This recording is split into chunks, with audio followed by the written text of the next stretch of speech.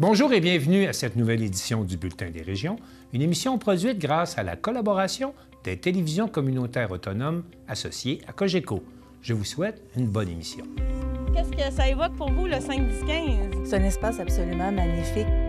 C'était des belles professions dans ce temps-là? J'ai fait 40 ans, madame. Non. Je vois l'homme comme un arbre parce que l'homme prend racine comme l'arbre. Avez-vous l'impression qu'il y a une relève pour ça? Est-ce qu'il y a des jeunes qui vont pour pas que ça se perde? C'est cette année que ça vaut vraiment la peine de venir au marché public. Ça représente une belle tradition, en fait, qui est un peu un porte-bonheur pour les pêcheurs.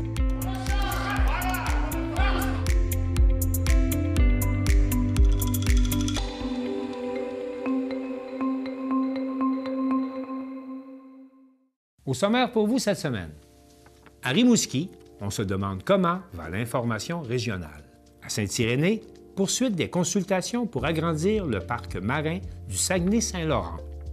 À Bonaventure, dans la MRC de Percé, un organisme pour favoriser l'accès des citoyens aux ressources marines.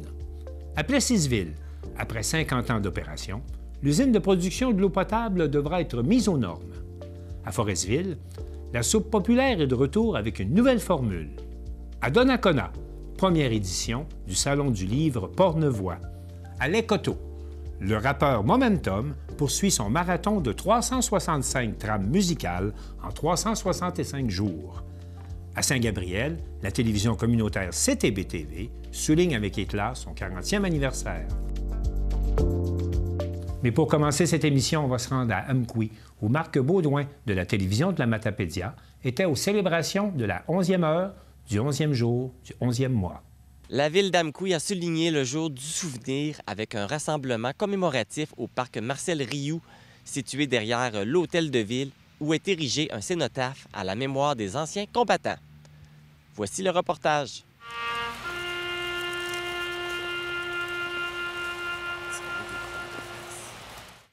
À la 11e heure du 11e jour du 11e mois, nous faisons la promesse solennelle de perpétuer la mémoire et d'honorer chaque homme et chaque femme qui a répondu à l'appel de la nation.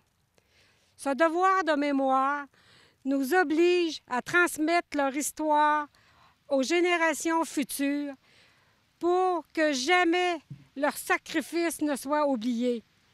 Ensemble, en ce jour de souvenir, nous prenons un moment pour méditer sur la grandeur de l'engagement et pour renouveler notre dévouement aux valeurs qu'ils ont défendues.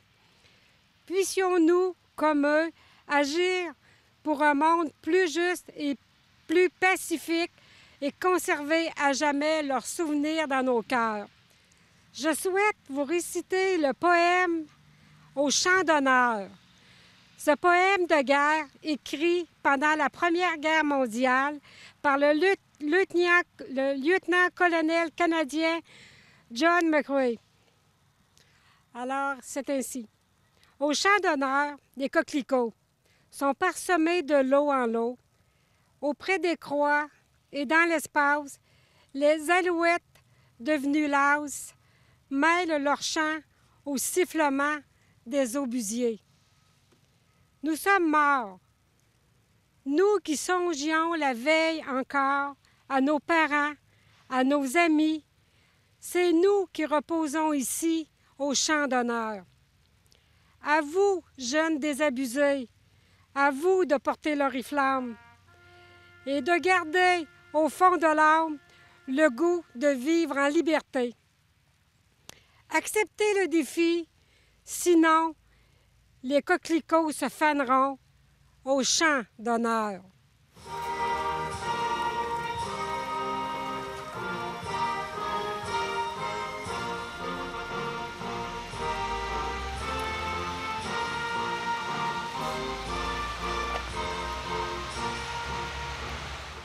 Je suis en compagnie de la mairesse de la ville d'Amqui, Sylvie Blanchette. Bonjour Sylvie. Bonjour Marc. Ça fait déjà quand même plusieurs années là, que la ville d'Amqui commémore le 11 novembre.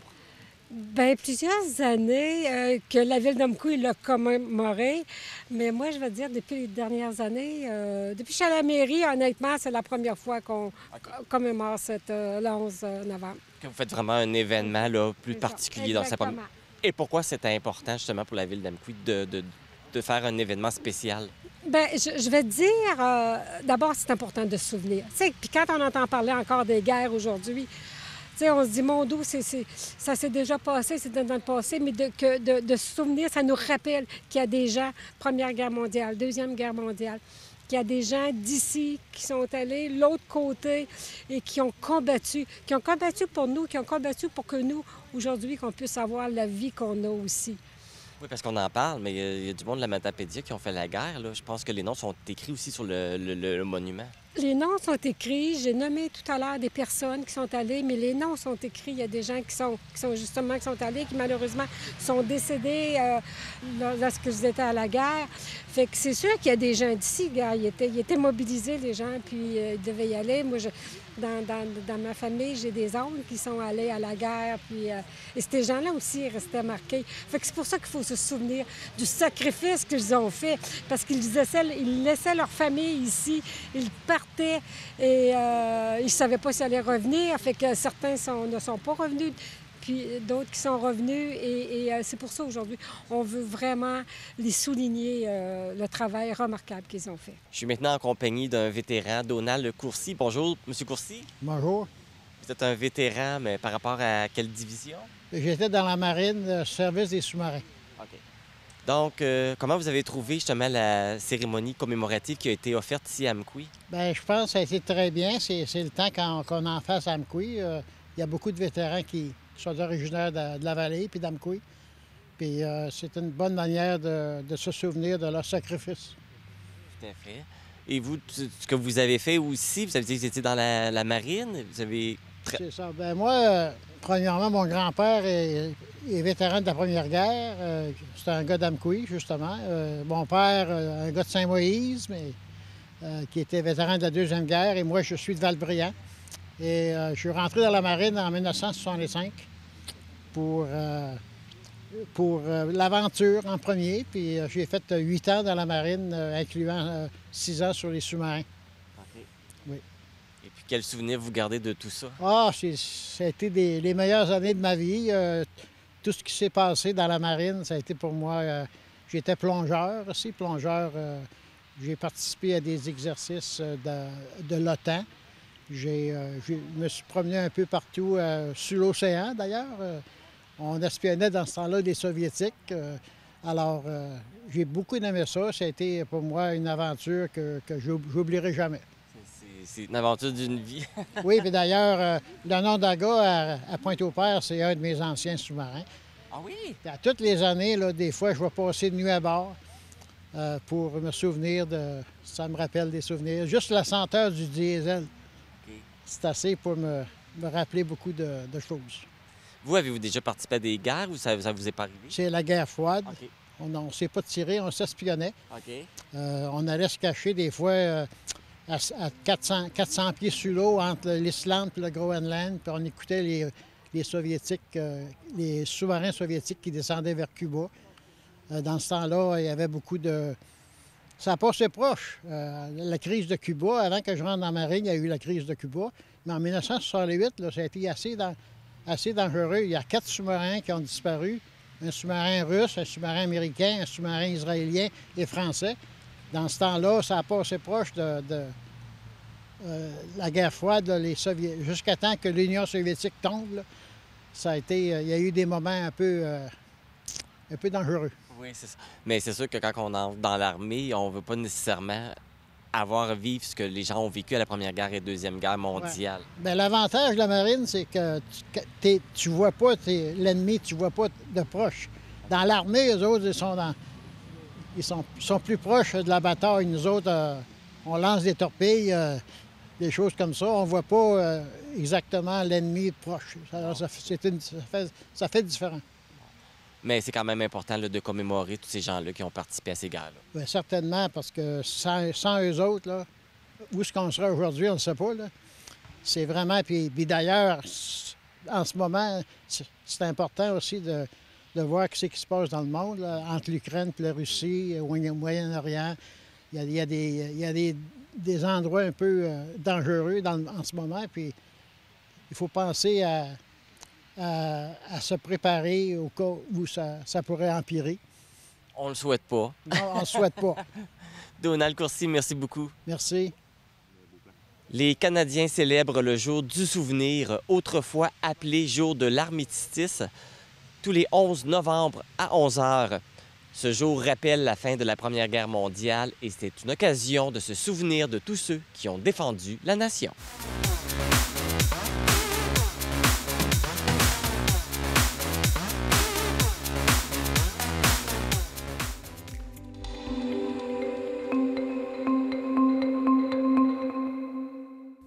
La Fédération nationale des communications et de la culture associée à la CSN était de passage à Rimouski dans le cadre d'une tournée régionale portant sur l'avenir des médias en région. Marc Després de TV Métis y était. Alors aujourd'hui, on participe au niveau de la FNCC-CSN à une tournée pan-québécoise afin de savoir, comment va l'information régionale. Alors, on a quand même eu ici, du côté de Rimouski, une bonne vingtaine de participants, donc très contents. Absolument. J'ai trouvé que la qualité des participants, la diversité des participants était fort enrichissante pour nous, pour notre réflexion, mais aussi, je pense, pour le dialogue qu'on a eu tout le monde ensemble sur la prise de connaissance de certaines problématiques qui existent partout, mais qui, là, étaient incarnées, et comment les communautés sont impactées par la diminution ou peut-être la presque disparition de certains médias locaux. Et on a eu des gens de Rivière-du-Loup, de Charlevoix, donc nous-mêmes de la Métis qui se sont déplacés, des gens de la Matapédia, donc quand même aussi un bel éventail. La Côte-Nord de cette île, oui, on avait beaucoup de gens, puis des gens très diversifiés, puis avec des initiatives locales qui étaient intéressantes d'entendre. On a eu de la radio communautaire, de la télé communautaire, on a eu des gens d'hebdo écrit de la Côte-Nord, on avait des gens de la télévision de Carleton et de Rimouski. C'était très, très, très intéressant. Radio-Canada, non, je ne vais pas dire ça, un représentant des employés de Radio-Canada. Et petite différence. Oui, petite différence. Des groupes communautaires aussi, ce qui est vraiment très, très le fun, des municipalités. Et aussi, à ce moment-là, on ne se le cachera pas, là. Le portrait n'est pas rose. Depuis 10 ans, on parle de 800 millions de revenus qui sont disparus. On parle de 450 médias qui ont aussi disparu dans les dernières années. Donc, le portrait n'est pas rose.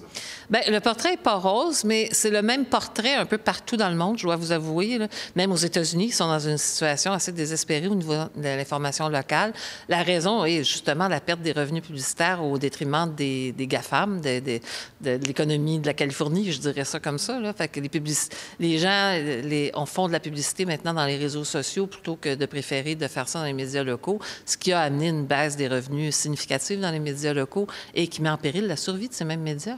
Et on dit que les gens dépensaient jusqu'à 50 $ dans les dernières années et ce fameux 50 $ a fondu à 10 $. Donc, cette somme qui est disparue est plus qu'importante. Oui, en fait, c'est comme on constate qu'il y a à peu près 200 millions qui ont aussi disparu de l'écosystème de par le simple fait de, comment je pourrais dire, la transformation numérique a amené un principe de gratuité pour avoir accès à l'information et le 50 $ que les ménages dépensaient avant pour s'acheter un journal régulièrement ou s'abonner au câble pour avoir accès au téléjournal ou whatever, bien, ces gens-là ne le font plus. Donc, il y a à peu près 10 $ qui est envoyé en argent frais dans l'écosystème pour se procurer de l'information maintenant. Donc, on peut supposer que c'est la presse écrite plus, là. Mais il y a un 40 $ dans l'écosystème qui a disparu en 10 ans, qui aussi fait très mal. Ça représente à peu près 200 millions en tout, là. Et c'est souvent, ce sont des sujets qui aussi peuvent ne plus être abordés. Au niveau régional, c'est une catastrophe, là. Au niveau régional, ce qui arrive, c'est que la réduction des effectifs, parce que faut comprendre que le système qu'on avait pour l'information, à part notre télé nationale, qui est Radio-Canada, le système des télés régionaux, les radios régionales ou les journaux régionaux, c'est des intérêts privés. Puis à partir du moment où il n'y a plus d'argent qui rentre, bien évidemment, ils sont obligés de rationaliser. Ils rationalisent dans l'effectif. Donc les journalistes, ils réduisent les équipes de couverture de presse. Fait que c'est un peu plus difficile maintenant pour l'ensemble des médias de couvrir beaucoup de territoires et beaucoup de sujets. Tu sais, j'étais au Saguenay dernièrement, puis quelqu'un me disait, moi, je fais plus d'événements à Robertval parce que je sais que je ne serai pas couvert, parce que les journalistes partiront pas de Chicoutimi pour aller couvrir Robertval à 4 heures de distance. Donc, il faut que ça soit centré autour de Chicoutimi pour que ce soit couvert, parce que là, les journalistes peuvent faire 2-3 sujets par jour en allant couvert, plutôt que d'un seul sujet en allant à Roberval pour faire de la distance, ce qu'ils faisaient avant.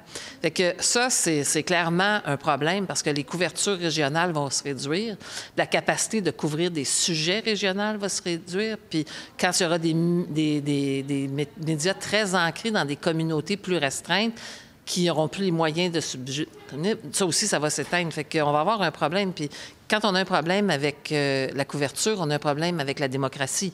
Parce que ça participe à la vision sociale. Le journalisme a une fonction d'amener des faits, de documenter des faits et de le faire de façon professionnelle sous un code d'éthique qui permet à la population d'avoir une meilleure vision de ce qui se passe autour d'elle et de pouvoir être au courant. Mais quand il n'y en a plus, bien, il n'y a plus d'informations, puis la démocratie s'exprime beaucoup moins, puisqu'on va voir passer les choses sur les réseaux sociaux, mais qui vous dit que c'est la vérité, qui vous dit que c'est bien documenté et qui vous dit que c'est la finalité?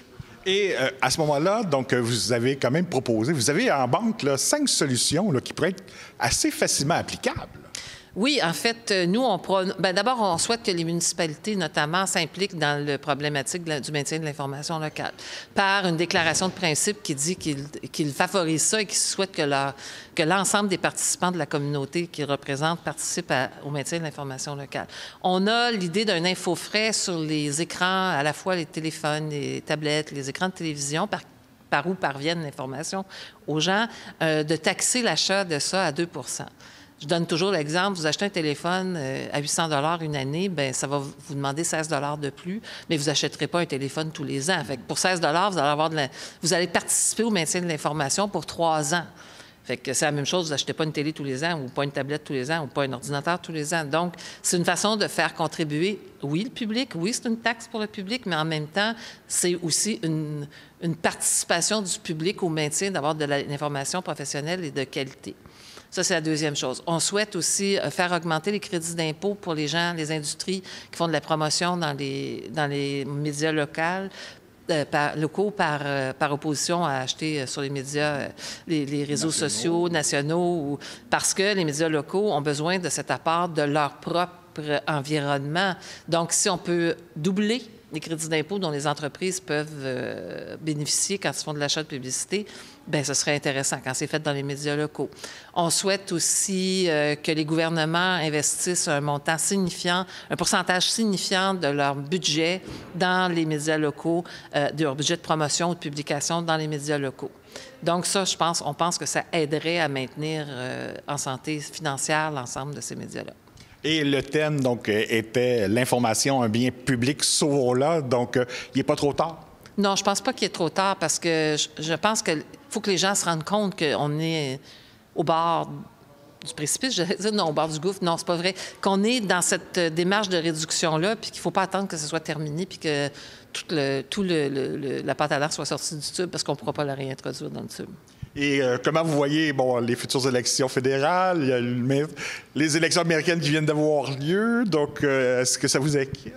Bien, ça m'inquiète. Moi, j'espère que nos politiciens de toute confession, oui, s'intéressent à la problématique de l'information locale et quand même reconnaissent la valeur du travail professionnel des journalistes. Bien, merci beaucoup et on va se souhaiter effectivement que nos médias puissent survivre. Merci beaucoup. Bonne fin de journée.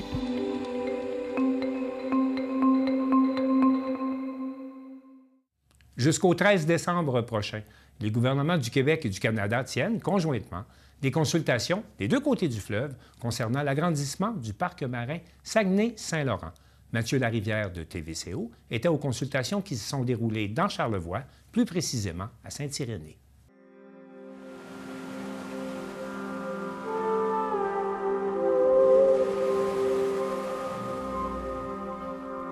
Le projet d'agrandissement du parc marin du Saguenay-Saint-Laurent a le vent dans les voiles. Au cours des dernières semaines, 5 séances de consultation publique ont eu lieu des deux côtés du fleuve pour percevoir les commentaires et les interrogations des communautés riveraines qui seront potentiellement impactées par le projet. TVCO était présent lors de la consultation qui s'est tenue au domaine Forget pour entendre la population charlevoisienne. Vous assistez à une séance d'information pour le projet d'agrandissement du parc marin du Saguenay-Saint-Laurent. C'est un projet sur lequel on travaille depuis un certain temps et aujourd'hui, on soumet à la population de Charlevoix un territoire, mais un projet d'agrandir le parc marin de 3,6 fois la taille actuelle. Les partenaires qui assurent la gestion du parc marin actuel et qui projettent son agrandissement forment une association de parties prenantes assez unique en son genre. Quand on a créé le parc marin il y a 25 ans, c'était le premier. Puis on a créé le parc marin en vertu de 2 lois miroirs, une au Québec, une au fédéral. Donc depuis ce temps-là, on travaille Canada-Québec main dans la main pour mettre en œuvre. Et on peut imaginer, parce qu'il y a 25 ans, on était le premier. Donc imaginer, créer, comment faire pour protéger le fleuve. On le fait en collaboration Canada-Québec. On travaille aussi avec les Premières Nations. Les Premières Nations ont un siège sur notre comité de coordination. Donc, notre comité de coordination, c'est le regroupement qui guide les gestionnaires dans la mise en œuvre de nos actions. Donc, ils sont présents avec nous dans cette gouvernance-là. Puis, on travaille aussi avec les Premières Nations via des programmes de gardiens. En fait, on travaille avec les Premières Nations pour développer la capacité, savoir traditionnel, pour mieux protéger le parc marin ensemble, en fait. Au dire de la représentante de Parc Canada, les motivations environnementales pour élargir la zone protégée seraient nombreuses. C'est une aire marine protégée. Donc, quand on crée un parc marin, ce qu'on veut faire, c'est mettre la conservation au cœur de nos décisions, mais aussi la mise en valeur, la sensibilisation, l'éducation. Donc, concrètement, le parc marin vient avec un règlement, le règlement sur les activités en mer, qui, le jour 1, s'appliquerait dans le parc marin. Le règlement, il vise principalement à venir harmoniser la cohabitation entre les humains et les mammifères marins, la faune en général.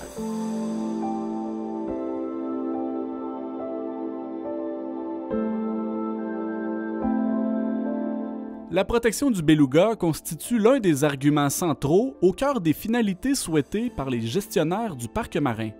En fait, le beluga, son habitat essentiel du beluga, le parc marin protège actuellement juste 37 %. Donc, c'est une des principales raisons pour lesquelles on veut agrandir le parc marin, c'est-à-dire de venir chercher 100 % de l'habitat essentiel. L'habitat essentiel, c'est l'espace que la femelle et leurs jeunes ont besoin pendant l'été pour vaquer à leurs occupations. C'est un des outils pour favoriser le rétablissement de l'espèce. Donc, le parc marin, c'est un outil pour mieux protéger cet habitat-là. Donc, on parle entre autres de distance d'approche, de vitesse, des comportements à adopter en présence des belugas. Notre règlement nous permet aussi de faire des zones d'exclusion temporaires qui permettent de créer des bulles de tranquillité dans les endroits où c'est important. On le voit actuellement dans la baie Sainte-Marguerite, dans le parc actuel. Donc, c'est un outil qui nous permet justement de mieux protéger le beluga. Mme Bergeron affirme que les co-gestionnaires du parc marin ne cherchent pas à exclure tout type d'activité humaine de l'aire protégée dans le fleuve Saint-Laurent. Le parc marin, c'est pas une cloche de verre, c'est une aire d'utilisation durable. On est donc un territoire, on tente de protéger le territoire tout en favorisant le prélèvement, que ce soit la pêche récréative, la pêche, même la pêche commerciale. La voie maritime continue de passer dans le parc marin parce que c'est important. Donc, notre approche, plutôt que d'exclure l'humain de l'écosystème, c'est de travailler avec les utilisateurs pour juste changer nos façons de faire. Ralentir, dévier de la route, garder des distances d'approche. Donc, c'est la façon dont on travaille. Certaines activités fluviales deviendraient cependant interdites dans la zone d'agrandissement projetée. En fait, il y a la loi québécoise qui vient interdire la prospection minière, transfert d'énergie. Donc ça vient comme confirmer ça dans l'estuaire. Puis du côté du Canada, on a le règlement sur les activités en mer. Le règlement sur les activités en mer, il encadre les comportements des humains en lien avec les baleines. Donc, il y a des vitesses à respecter, des distances d'approche à respecter. Et il y a certaines activités aussi qui sont contraires à la cohabitation. Dans les activités complètement interdites, il y a la motomarine parce que typiquement cet engin-là a des comportements plus rapides, erratiques et il y a vraiment une co-occurrence, un dérangement important pour les mammifères marins. La même chose avec les sports de traction, les aéroglisseurs. les drones, les vols survolent à moins de 2000 pieds. Donc c'est à peu près les seules interdictions dans un parc marin, ouais. Chasse commerciale pour les oiseaux migrateurs aussi? Effectivement, la chasse récréative n'est pas interdite, mais embaucher un guide devient interdite dans le parc marin. Cette extension de l'aire marine protégée suscite une diversité d'opinions et d'interrogations. À date, déjà, d'entrée de jeu, la réponse est très positive. On sent que les gens ont de l'intérêt pour mieux protéger le fleuve. Donc, les préoccupations qui sortent sont en lien, évidemment, avec l'harmonisation des activités humaines versus la conservation. Il y a des questions, des préoccupations par rapport aux activités interdites via le rame, par rapport au dragage, par rapport aux interventions en berge. Mais globalement, on arrive à trouver des réponses satisfaisantes aux questions. Donc, on pense que le parc marin actuel pourrait être agrandi comme il est, puis répondre à l'ensemble des préoccupations. Est-ce qu'il y a des préoccupations du milieu des affaires, les gens qui font des affaires commerciales sur le fleuve? Est-ce que c'est quelque chose qui ressort? On les a rencontrés en consultation ciblée, mais quand on explique notre projet, que dans le fond, c'est une aire d'utilisation durable, qu'on est là pour pérenniser les activités, pérenniser le fleuve, aussi la qualité de l'eau, la qualité des écosystèmes, puis qu'on va le faire ensemble, on va le faire en collaboration, en partenariat, bien, ça atténue les craintes, puis je pense qu'ils nous voient comme étant un joueur important, parce que la plupart de ces entreprises-là ont des objectifs de développement durable. Tout le monde s'entend en 2024 que la conservation, c'est important. On veut protéger 30 % de nos milieux marins, nos milieux terrestres. Donc, on va le faire ensemble, on peut le faire ensemble. Des résidents de Charlevoix, présents à la soirée d'information, avaient également des avis et des questionnements variés sur le projet. Bien, moi, j'habite ici à Saint-Irénée, puis j'ai entendu le projet d'agrandissement du parc marin.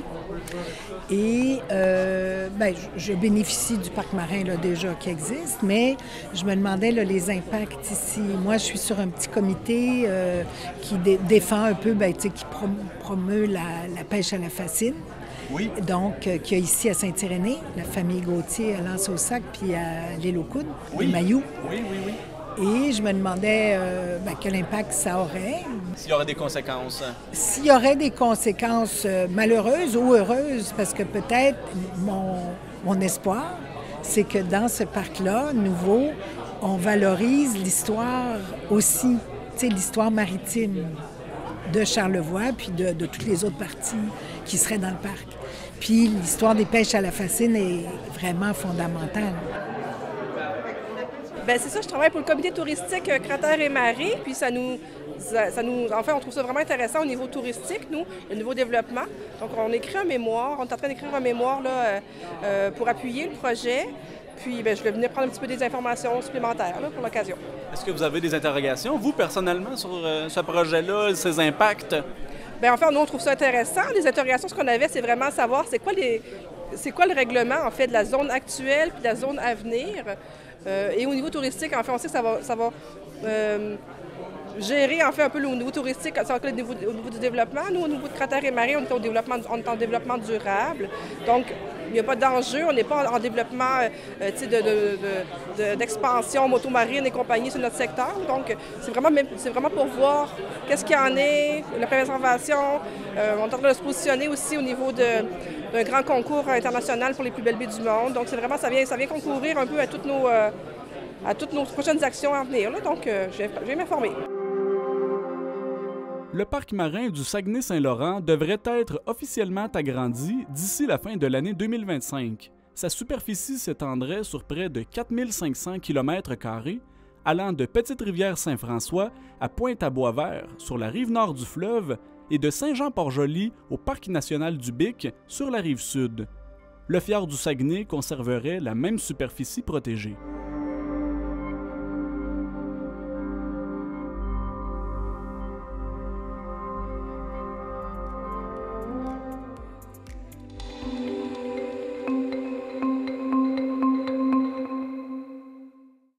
Contrairement à ce qu'on pourrait croire, l'accès aux ressources marines pour les Gaspésiens n'est pas toujours évident. Pour combler cette lacune, il y a un comité de citoyens qui vient d'être créé et on écoute le reportage de Jean-Denis Laperrière de DVRP. Donc, vous venez de faire le lancement du nouvel organisme Ensemble pour un accès aux ressources marines. C'est quoi cet organisme-là? Bien, en fait, c'est un groupe de citoyens qui se sont mis ensemble pour réfléchir à l'accès qu'on a en tant que citoyen aux ressources marines. Puis, on s'est rendu compte que c'était très différent d'une province à l'autre. Puis, c'était le Québec qui était un peu le moins bien servi. Donc, on a décidé de se regrouper ensemble pour intéresser les gens à ce dossier-là, que l'accès aux ressources marines. Oui, bien, j'ai pu le constater pendant votre présentation. Les provinces de l'Ouest canadien, puis pourtant, on a tous la même réglementation, celle du fédéral. Les provinces canadiennes, eux autres, vont l'appliquer. Tout le monde a le droit de faire ce qu'ils veulent selon la loi. Tandis que nous autres, tout nous est interdit, façon de parler. C'est un peu pour ça. Oui, tout à fait. C'est la disparité entre l'application des lois d'une province à l'autre qui nous a vraiment intéressés ou motivés à aller de l'avant avec cette organisation-là. Donc, avec cet organisme, qu'est-ce que vous espérez faire? Bien, en fait, on souhaite développer notre base de membres parce que on pense qu'il faut être regroupés ensemble pour avoir un certain poids auprès du politique. Puis, on est actuellement là aussi supporté ou accompagné par la Fédération des chasseurs-pêcheurs du Québec qui, on pense, ont une clientèle qui pourrait être très intéressée aussi par nos activités. Mais c'est vraiment ça. Donc, d'avoir un certain pouvoir pour engager la discussion avec le gouvernement. Cette représentation-là auprès du gouvernement, il y a quelqu'un qui apportait comme commentaire qu'il pourrait avoir aussi aller faire de la représentation auprès des villes pour avoir leur appui. Quelque chose qu'on pourrait... Bien, tout à fait. En fait, on essaie de parler avec le plus de monde possible pour rallier le plus de gens derrière notre démarche. Donc, oui, effectivement, s'il y a des citoyens ou des élus municipaux, provinciaux qui ont un intérêt pour cette démarche-là, bien, on les encourage à en parler, à communiquer avec nous puis voir comment ils peuvent s'impliquer dans notre démarche. Pouvez-vous me donner des exemples, justement, de grandes disparités qu'il peut y avoir entre le Québec et toutes les autres provinces? Bien, une qui est très marquante, je dirais, c'est la possibilité de cueillir des pétoncles en plongée sous-marine dans la baie des Chaleurs du côté néo-brunswickois, mais que ce soit interdit complètement du côté du Québec. Donc, c'est un plan d'eau qu'on partage, qui est délimité entre les deux, mais d'un côté, c'est une activité qui est autorisée, mais pas de l'autre. Donc, si on serait à Campbellton, Pointe-à-la-Croix, jusqu'à la moitié du pont, on a le droit d'un côté, puis dès qu'on l'a franchi, on n'a plus le droit. Oui, c'est à peu près ça, oui. Est-ce que vous êtes en processus pour avoir des membres? Est-ce que vous avez aussi des partenaires qui vous accompagnent là-dedans? Bien, certainement. Avant de démarrer l'organisation, on a rencontré plus d'une douzaine d'organisations au BNL, soit en développement social, communautaire, alimentation. Puis tous nous mentionnaient être très intéressés par cette mission-là. Par contre, il n'y avait personne qui avait, cette mission dans leur mandat. Donc, ils ne se voyaient pas en mesure de porter la mission. Donc, c'est pour ça qu'on a décidé de créer cette OBNL-là. Puis, on est supporté par le pôle d'économie sociale de la Gaspésie, notamment le chantier de l'économie sociale du Québec, puis aussi, comme je mentionnais, la Fédération des chasseurs-pêcheurs du Québec. Là, dans le fond, vous allez faire ces représentations-là, ces activités-là pour la pêche récréative, donc monsieur et madame tout le monde. Qu'est-ce que dit l'industrie de la pêche? Bien, actuellement, c'est pas nécessairement un discours ou une communication qu'on a direct. Puis je pense que ça dépend beaucoup de tous et chacun. Il y en a qui vont peut-être être un peu plus opposés, d'autres plus ouverts. Mais éventuellement, c'est un discours qu'on veut ouvrir parce que notre objectif, c'est vraiment pas de nuire aux pêches commerciales. Loin de là, c'est d'avoir une utilisation qui soit un petit peu plus représentative des différentes parties citoyennes. Vous avez fait, pendant la présentation, le rapprochement avec la chasse puis la cueillette de champignons. Dans le fond, même si la population pourrait avoir le droit, de toute façon, c'est pas tout le monde qui va aller pêcher. Donc, c'est quelque chose qui devrait être permis normalement, surtout si, en plus, ça l'est dans l'Ouest canadien et dans les provinces maritimes. Bien, effectivement, on ne pense pas que ça va être tout le monde qui habite en Gaspésie ou sur la Côte-Nord qui vont commencer à eux-mêmes aller pêcher leurs ressources alimentaires. Par contre, on pense qu'il y en a certains, même plusieurs, qui pourraient avoir cet intérêt-là. Puis, bien, c'est aussi de fournir une ressource alimentaire à des gens qui sont parfois peut-être dans des situations financières un peu plus difficiles ou qui vivent dans des déserts alimentaires aussi. Surtout quand on voit le prix assez élevé des produits de la mer. Bien, effectivement, ce n'est pas nécessairement tous les Gaspésiens, Gaspésiennes et Québécois qui peuvent se permettre de manger du crabe ou du homard qui est pêché ici au Québec. Puis ça, on trouve ça aussi excessivement dommage. La formation de l'organisme, bon, le lancement a été fait aujourd'hui, mais ça fait combien de temps que vous travaillez sur ça? Ça fait plus de 2 ans. On a eu plusieurs rencontres, plusieurs discussions avant d'être formés en tant qu'OBNL, mais ça fait environ 1 an là, que l'organisation est formée en tant que telle. Qui a été rencontré qui pour discuter et partir le bal de ça? Bien, c'est notre président, Hugo Daniel, qui a vraiment lancé un peu la démarche. Il a communiqué avec plusieurs de ses amis qui pensaient qu'il y avait effectivement un intérêt pour les ressources marines. Puis, c'est à ce moment-là qu'on a un peu créé ce groupe de discussion-là, puis qu'on s'est rendu compte là, qu'il y en avait plusieurs qui avaient ces mêmes réflexions-là.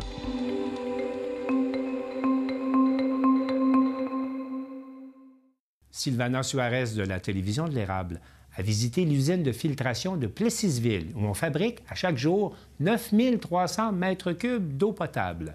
On écoute son reportage. La bâtisse de l'usine de filtration d'eau de la ville de Plessisville doit être mise aux nouvelles normes après 51 ans de service en eau potable aux résidents de Plessisville. À cause du récent regroupement de la ville et de la paroisse, l'usine devra se conformer aux nouvelles exigences du ministère de l'Environnement afin d'éviter les risques et d'atteindre tous les foyers de la ville qui sont en augmentation. Lors d'une visite de toutes les installations de ce bâtiment, le responsable de l'usine, M. Martin Lacroix, nous a expliqué chacune des étapes qui traversent l'eau avant d'arriver aux citoyens. Bienvenue. Bonjour, mon nom c'est Martin Lacroix, chef de service à l'hygiène du milieu de la ville de Plessisville. Je vais vous accompagner pour aller pour vous montrer le circuit de l'eau potable, comment on la traite du début jusqu'à la fin.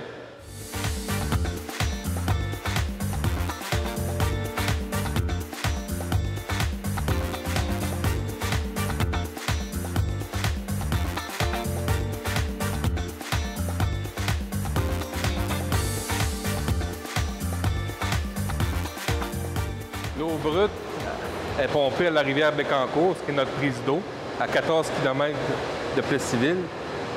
Elle est acheminée à l'usine, elle arrive par un tuyau souterrain.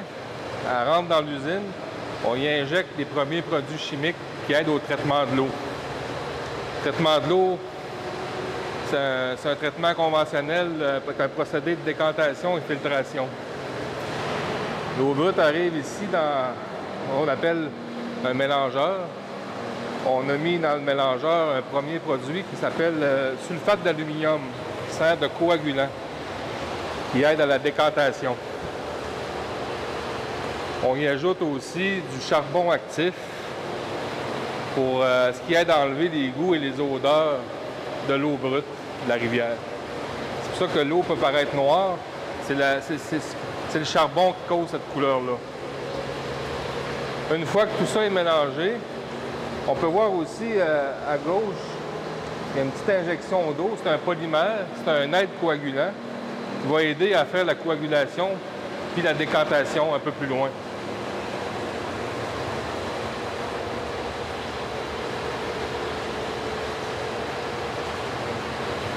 Ensuite, quand l'eau est mélangée avec les produits, est dirigée vers ce qu'on appelle le décanteur. C'est une des plus grosses étapes dans le processus. C'est un décanteur qui sert à faire décanter les matières en suspension que dans l'eau.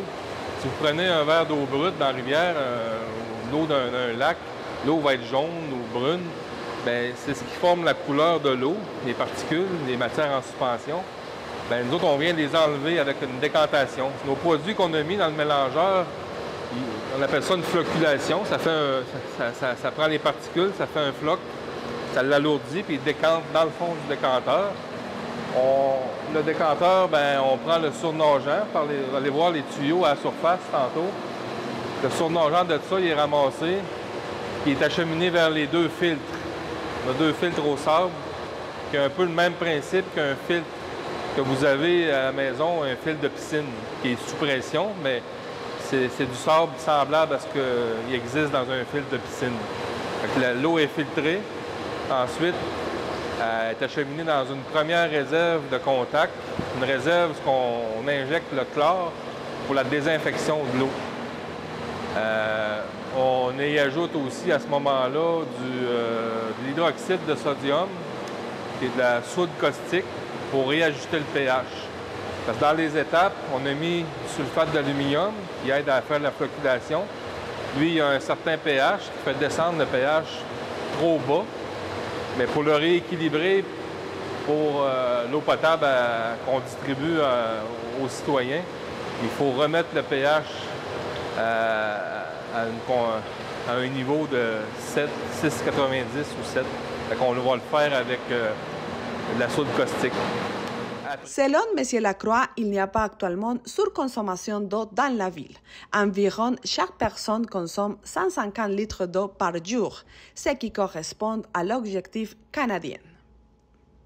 L'usine de filtration d'eau à Plessisville a été construite, mise en service en 1973.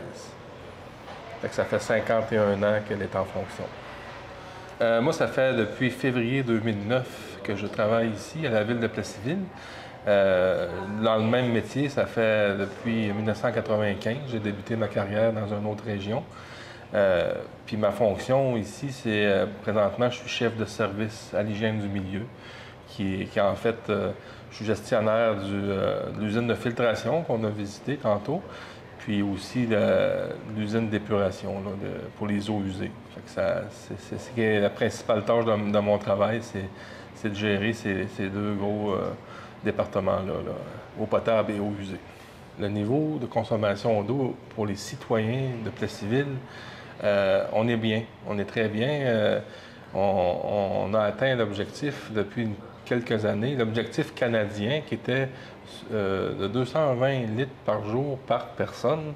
C'est un objectif qui était émis par le ministère de l'Habitation et du Logement du Québec, avec lequel je fais un rapport à chaque année de la consommation d'eau. Donc, cette année, ça fait quelques jours même, je viens d'avoir le résultat de mon rapport de l'année 2023. Puis, à Plessisville, on était à 150 litres par jour par personne. On est bien en deçà de l'objectif canadien. Donc, on a juste des félicitations à faire aux gens de Plessisville. Tant M. Lacroix que le maire Pierre Fortier ont assuré que pour le moment, il n'est pas nécessaire d'agrandir ou de rénover la bâtisse de filtration d'eau, mais que la ville travaille déjà sur des résolutions et des subventions pour réaliser les mises aux normes. Vous pensez ou vous prévoyez peut-être une rénovation, un agrandissement de l'usine de filtration d'eau après le regroupement de la ville et la paroisse? Oui et non. Je vous explique. C'est pas peut-être un agrandissement, mais c'est plus une mise aux normes. L'usine actuelle, la capacité de l'usine est suffisante, même pour un regroupement, puis même pour un développement futur des prochaines années. On a une capacité de 9900 mètres cubes, qui a été c'est la capacité de conception de l'usine en 1973. Puis aujourd'hui, quotidiennement, on va avoir des consommations de entre 3500 et 4500, parfois 5000 mètres cubes par jour dans les pires journées. Fait qu'on a encore une bonne marge de manœuvre.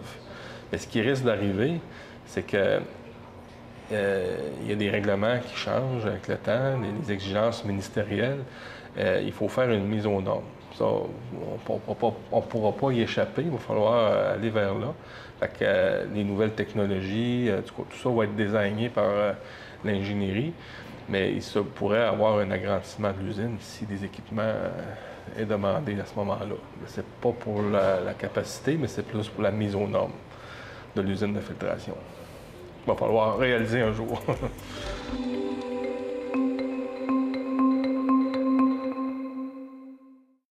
À Forestville, la soupe populaire est de retour avec une nouvelle formule. On écoute le reportage de Joanie Michaud-Godreau de la Télévision du Littoral.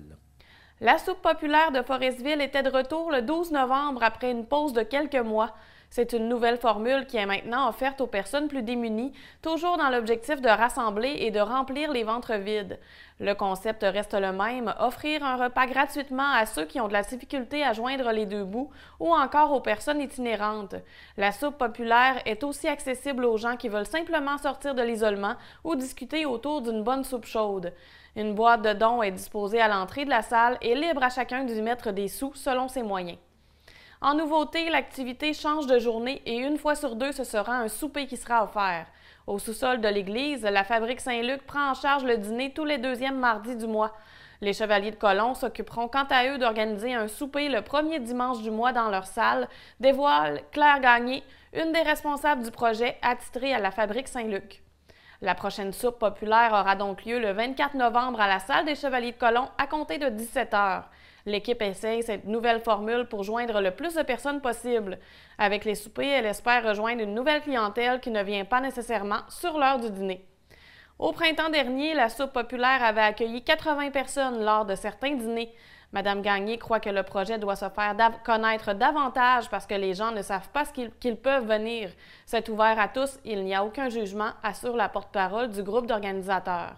Avec l'inflation et la flambée des prix à l'épicerie, manger des bons repas sains n'est pas acquis pour tout le monde. La soupe populaire vient donc répondre à un besoin qui est criant, selon Madame Gagné. La clientèle itinérante est visée, mais l'objectif est beaucoup plus. Il y a des mères et pères monoparentales, des personnes seules, des personnes aînées, des étudiants, par exemple. Plusieurs organismes de Forestville et de la région unissent leurs forces pour rendre possible la tenue de la soupe populaire. La Fabrique Saint-Luc et les Chevaliers de Colomb Conseil 3117 reçoivent l'appui du milieu communautaire. Le Centre d'action bénévole Le Nordais s'implique dans le projet, tout comme le CIS de la Côte-Nord, le Carrefour Jeunesse-Emploi de la Haute-Côte-Nord et le Centre des femmes de Forestville. Certains organismes viennent aussi donner un coup de main sporadique, tels que Semo Côte-Nord et Action Chômage Côte-Nord. En plus d'être financée par les dons récoltés lors de ces activités, la soupe populaire reçoit aussi un appui financier de Centraide Haute-Côte-Nord Manicouagan.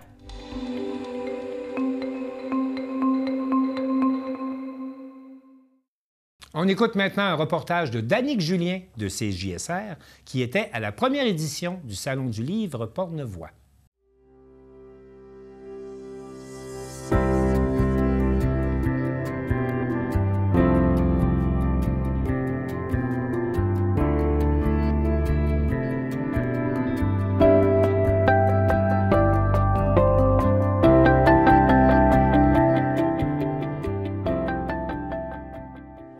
Bonjour, mon nom est Mick et puis nous sommes ici au Centre Donali de Donnacona pour la première édition du Salon du livre Portnevoix.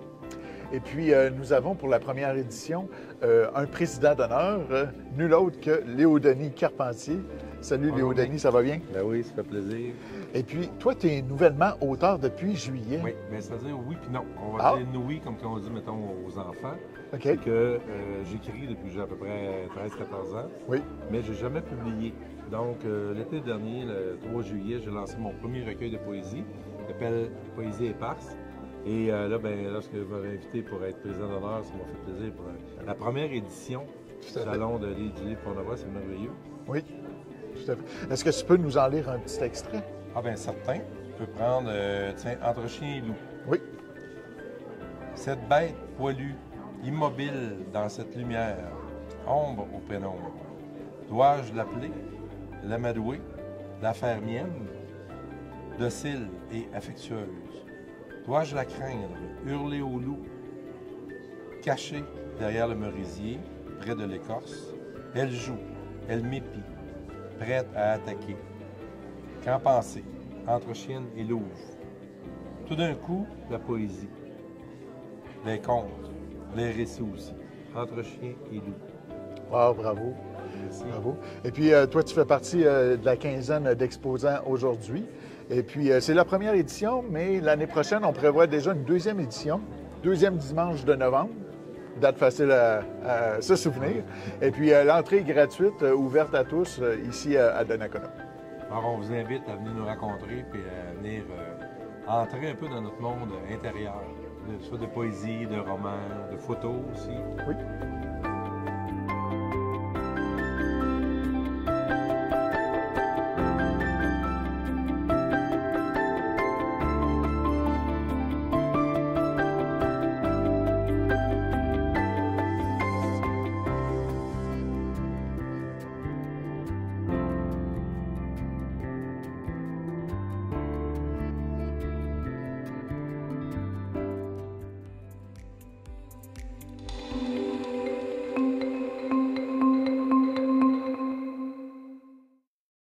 Le rappeur Momentum s'était lancé comme défi cette année de créer 365 petites trames musicales en 365 jours.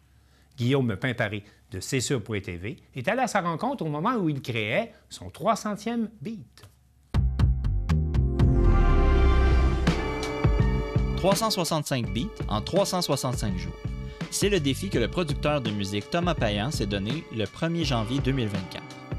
Aussi connu sous le nom de Momentum, le musicien natif des Coteaux s'est mis au défi de créer et de promouvoir sur les médias sociaux 365 trames musicales uniques afin de parfaire sa méthode. L'équipe de C'est sur la télé l'a rencontré à l'occasion de son 300e beat. Ça a parti, j'ai vu une couple de producers qui faisaient ça depuis une couple d'années, des one beat a day. Pendant un an, ils faisaient un beat puis ils le postaient sur le net. C'est tout un défi. J'en faisais chaque jour, mais il y a des jours que je prenais des breaks. Fait que là, c'est comme un workout un peu. Là. Ça s'arrête pas. Là. Pour ceux qui savent pas, c'est quoi un beat spécifiquement? Un beat, en gros, ça se consiste de drums et de mélodies ou d'éléments percussifs. Ça peut être n'importe quoi, là, comme... T'sais, ça peut partir de ça, mais dépendant du style, dépendant de l'artiste, dépendant de ce qu'on veut, on peut prendre des vinyles, on peut prendre un piano, ma bass, synthétiseur, n'importe quoi, puis le reste, c'est l'imagination. On est au 300e jour sur 365. Comment ça? Je me sens bien, je me sens très bien. Il y a des jours plus durs, mais là, je vois la fin arriver. Pas que j'ai hâte qu'elle arrive, mais que je vois... on ne pense pas aux 300 jours, ça passe vite, mais il se passe beaucoup de choses aussi dans 300 jours. Fait que je vois tout le chemin qu'il y a eu, l'expérience que je prends veut pas jour après jour. Comment dire, c'est satisfaisant. Parlant justement un peu des résultats, les retombées de ce projet-là, est-ce que ça t'a ouvert des portes? Ça m'a ouvert quelques portes. J'avais un peu plus d'attente, mais ça m'a ouvert des portes. J'ai quelques contacts aux États, en Europe un peu plus, des beatmakers qu'on se parle, des producers plus gros que moi qui me voient aller aussi, qui commencent à liker mes affaires, commenter mes affaires, des compagnies de son, des compagnies de machines aussi qui j'ai attiré leur attention. C'est pas où ce que ça peut emmener. Puis là, on parlait peut-être de continuer au-delà de 365. Moi, j'aimerais ça faire une saison 2. Vraiment, chaque jour avant minuit, il faut que le beat soit fait, poster une vidéo, que ça soit de même à 365 jours. Espérons-le. On verra où ce que ça va mener, mais dans le fond, faire des beats chaque jour, moi, ça en devient une belle habitude. C'est juste de rester concentré puis continuer.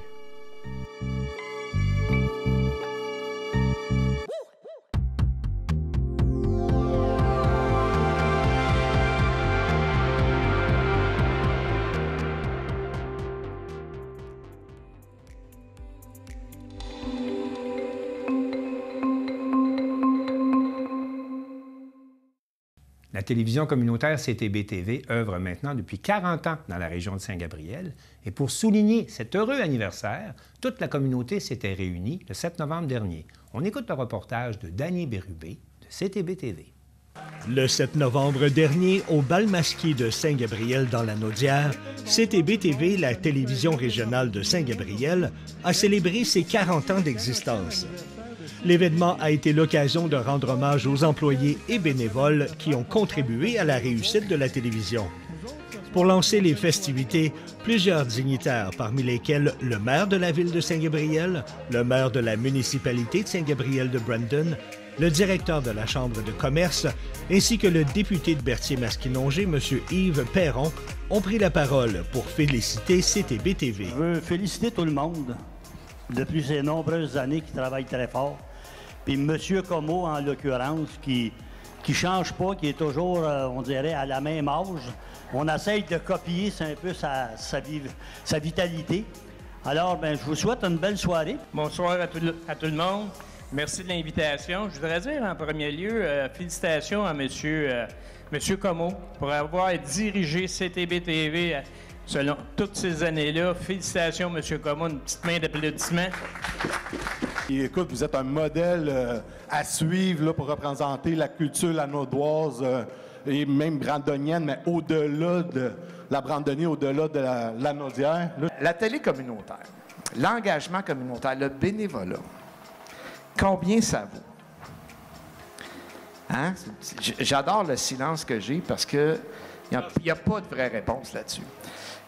Il y a une valeur économique, bien sûr, mais tout dans la vie n'est pas que des chiffres. Il y a de l'amour, il y a du temps, il y a de la culture, il y a de faire rayonner son monde. Tout ça, c'est grâce à vous. Fait que je vous félicite, je vous lève mon chapeau. Bravo! La télévision de Saint-Gabriel, qui est propulsée par Cogeco, a eu droit également à un mot de la directrice de la programmation du Bas-Saint-Laurent Gaspésie-les-Îles, Mme Sarah Saint-Pierre. Bonjour à vous, belle grande équipe de CTB-TV. Je tenais simplement, au nom de Cogeco, à vous féliciter pour votre implication. Surtout, vous remercier pour votre grande générosité. Sans votre soutien, la télé locale n'existerait pas. Et sachez que vous êtes définitivement un exemple à suivre. Alors, merci encore et bon 40e. Une soirée remplie de joie, de tristesse, d'humour et de plaisir. Se remémorer 40 ans en quelques heures seulement relève d'un exploit de la part des deux animateurs. Plus d'une cinquantaine de bénévoles et d'anciens bénévoles étaient présents pour l'occasion. Ils ont pu revoir d'anciens collègues lors d'entrevues improvisées, d'anciennes émissions qui ont été diffusées pendant de nombreuses années, d'anciens reportages où l'on a reçu d'importantes personnalités et plus encore. CTB-TV n'a pas manqué de rendre hommage à ces anciens animateurs qui, malgré leur absence lors de la soirée, ont marqué l'histoire de la chaîne. L'équipe de CTB-TV s'est déplacée pour leur rendre visite et souligner leur contribution essentielle à l'existence et au succès de la télévision régionale. André Pépin, quel beau souvenir. Bonjour. Les souvenirs qu'on a ensemble à la télévision côté communautaire. Hein? Oui. Vous avez fait tellement de belles émissions. Ah, ben, je vous remercie. Avec Janine Généreux. Oh oui, Janine, elle était très bonne, elle. C'est Michel.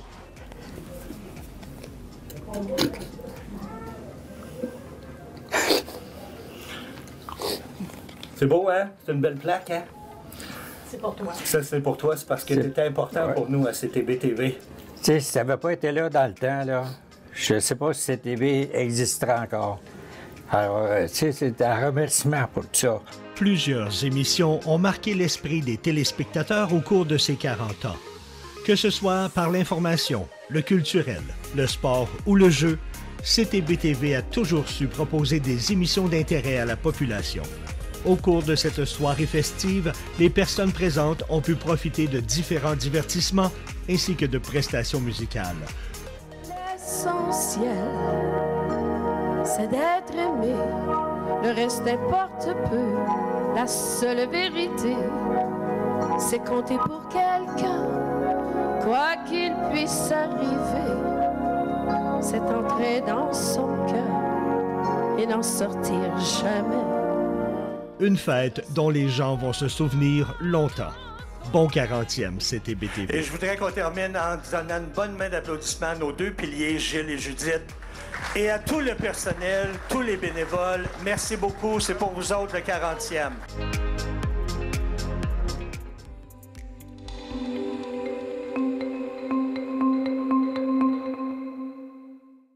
C'est tout pour le bulletin des régions cette semaine. J'espère que cela vous a plu. Je remercie toutes les télévisions communautaires participantes et je vous dis à bientôt.